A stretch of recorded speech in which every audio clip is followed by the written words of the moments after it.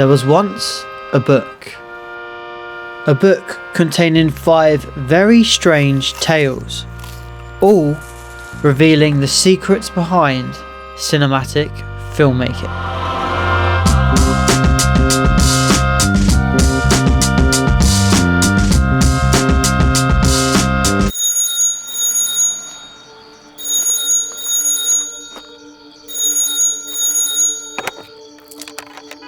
The Invisible Man was a simple fella, the most painfully ordinary human imaginable. He possessed a remarkable ability to go completely unnoticed, and because nobody ever paid any attention to him, he paid attention to everyone else. Oh mate, you'll never guess what happened to Bruce, right? Oh yeah? So you know he was looking after his nephew for a bit? Yeah? Yeah, so I don't know why, but this random school just kept sending like loads of letters. What? To his nephew. What a waste of paper. Conversations, arguments, strange little habits. The Invisible Man collected them all. And over time, those fragments became stories. He didn't search for inspiration by staring at a blank screen and waiting for genius to strike. He watched people, he listened carefully, and he stole little fragments from the real world and stitched them all together to make his own unique idea.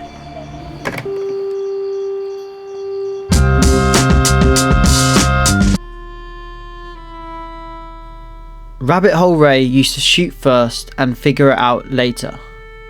That usually ended up with a beautiful timeline full of good looking footage, but no clear story. So now, every time he makes a film, he asks himself a couple of really simple questions. Who are the characters? And for this, he obviously chose Apple a Day Andy and 4 Sugars Frank. Where is it set? And we've picked Frank's calf. What do they want? And well, Andy's a hitman, so, well, sorry Frank. Why does that happen? Well, this one isn't that deep, to be honest. It's more just like it's just a job, so money, I guess. And finally, what gets in their way? I mean, it never goes smoothly when there's a hitman in a movie, so something's got to go wrong. Frank's got to be like some jiu-jitsu god secretly or something, I don't know. I mean, it is at his gaff, so maybe it turns into like a Home Alone situation, or... I'm the man of the house. Disco Dave had an obsession. Light. Now, Disco Dave was no theoretical physicist, so he came up with his own simple method. He would step into a scene and use what was around him, see what light was coming in real life, and enhance that the best he could, using a reflector to bounce back that gorgeous sunlight, embracing that harsh warm light at golden hour. At night, using practical sources like the glow from the windows or the neon bar sign, or risk trying to squeeze all of your filming into 30 minutes to get that beautiful soft light at blue hour. Another thing is practicals.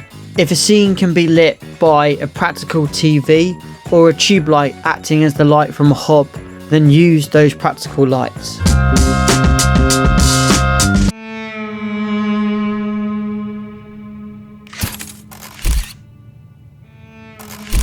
This is Apple a Day Andy. He was a hitman, so unlike most, he knew that compositions weren't just about choosing pretty shots. They were about controlling information and controlling emotions, what the audience sees, and sometimes even more importantly, what they don't see. What if you could see a character's face but not what they were holding? One man can appear dominant and in control, whilst another can appear scared and in danger. If you wanted someone to look a bit like a misfit or invisible, you could use a bit of negative framing. Important details or secrets could be shown through close-ups. Wide shots can make the character feel isolated or lonely. Most importantly, Andy just knew that compositions weren't just about looking cool, they were about moving the story forward.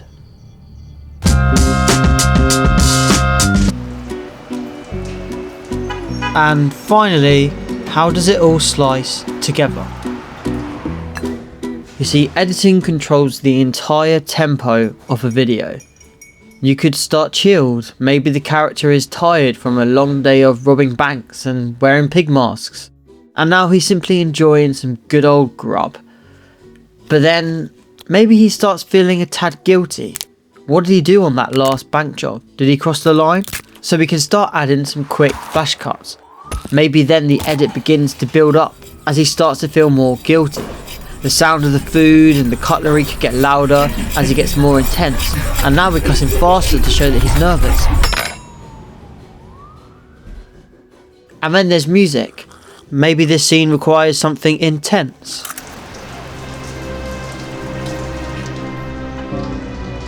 I mean, maybe this scene could work even better with no music and just the sounds of the cafe itself. Or maybe the music is playing from a small little radio in the corner of the cafe. And then the biggest decision, how you end it. We could linger, he's deep in thought, maybe regretting his actions.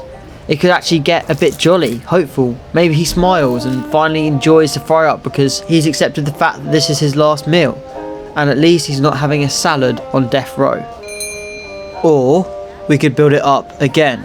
I mean, he's getting more nervous now. He keeps checking the door. Someone's not coming, are they? I mean, what's he so bloody worried? And then we sopranos it. Cut it just before something might or might not happen. And that's how to make a cinematic video. Oi, fuck off. Frankie, come here. And then, like, because they were getting harassed and stuff, like, they called the police and no one really answered or wanted to help. So they had to go to this, like, desolate island just to get away for a bit. And then this massive man, like, we're talking, like, 8-9 foot man, huge, just comes up, somehow finds him on this island and gives their nephew, like, a really weird cake. Yeah, they even spelt the name wrong. A 9 foot man? This has got to be made up. What happened to the kid then?